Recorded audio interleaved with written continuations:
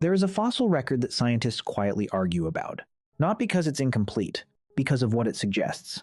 The bones of early humans your ancestors found with marks on them. Deliberate marks, precise marks, the kind left by something that wasn't eating them out of hunger, the kind left by something that was enjoying it. Go back far enough, 1.8 million years, and the world didn't belong to us. We weren't apex predators. We weren't even close.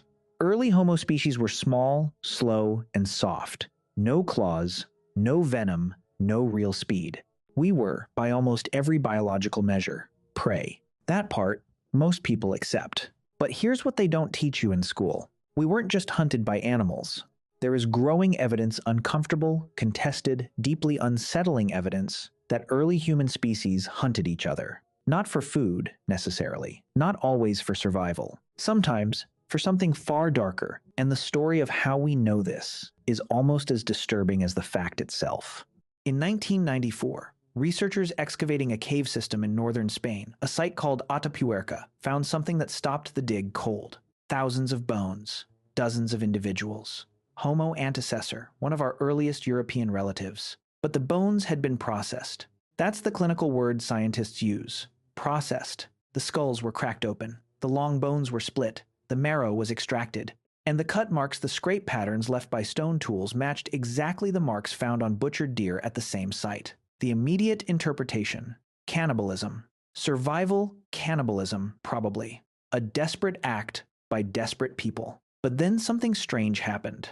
When researchers looked closer, they noticed the human bones weren't scattered randomly. They were separated from the animal bones, organized differently, treated differently in ways that suggested the humans weren't just food mixed in with the deer. They were a specific category, a chosen category. And this is where it gets psychologically difficult to sit with, because some evolutionary anthropologists began asking a question that no one really wanted to answer. What if the goal wasn't always nutrition? What if, in some cases, the hunt was the point? Think about how apex predators behave. Lions don't hunt for sport. Neither do wolves. When they kill, they eat. Efficiency is survival. Wasted energy means death. But humans are different. We are the only animal on the planet with a documented history of killing for reasons completely disconnected from survival.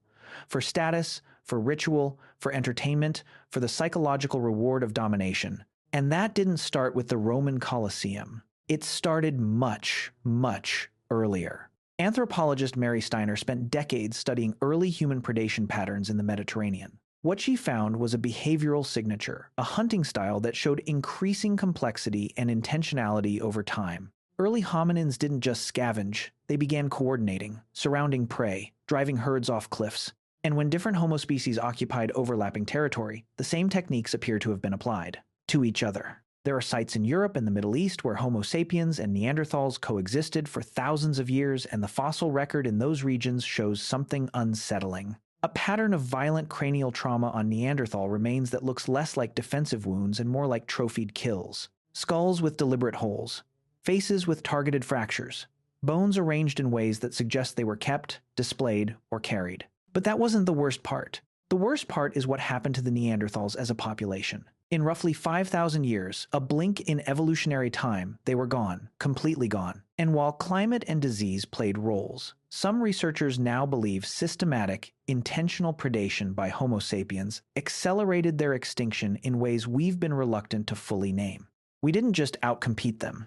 We may have hunted them. Now, here's where your mind should start to shift, because this isn't just ancient history. This isn't just something that happened to primitive creatures in a distant, unrecognizable world. This is a thread, a continuous, unbroken thread running from those caves to the Roman arena, to colonial human zoos where indigenous people from Africa and Asia were displayed in European exhibitions as late as 1958, to the documented hunts of Aboriginal Australians in the 19th century, events so horrific that the Australian government only formally acknowledged them in the 21st century. Historians call these events by different names: atrocities, genocides, colonial violence. But under every one of them is the same ancient logic. Some humans can be treated as prey, and that logic didn't emerge from nowhere. It has roots, deep, biological, evolutionary roots, in a world where treating another group of humans as a different species wasn't a metaphor. It was literally true. Here's the question that should keep you up at night. When did we stop? Because the answer, the honest answer, is that we haven't. Not fully.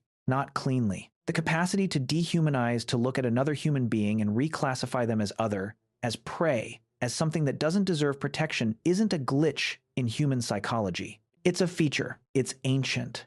It's efficient.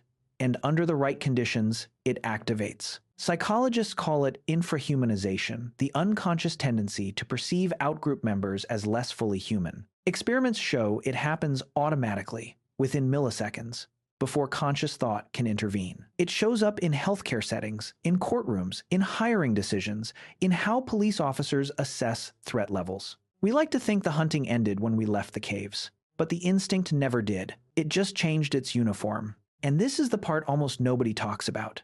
The fossil record of Atapuerca, those processed bones, isn't the darkest thing we found there. The darkest thing was what came after the processing. Some of the bones showed signs of long-term wear, handled repeatedly, kept. Scientists believe some of the remains were curated, held onto, not as food, not as tools, but as objects of significance. What does it mean when a predator keeps a piece of its prey? In every culture, across all of recorded history, trophies are symbols of power, of dominance, of proof that you were the one who decided another being's fate. These weren't monsters who did this. They were us. In an earlier chapter, and the most unsettling thing about standing at the edge of that truth is not the violence. It's the recognition.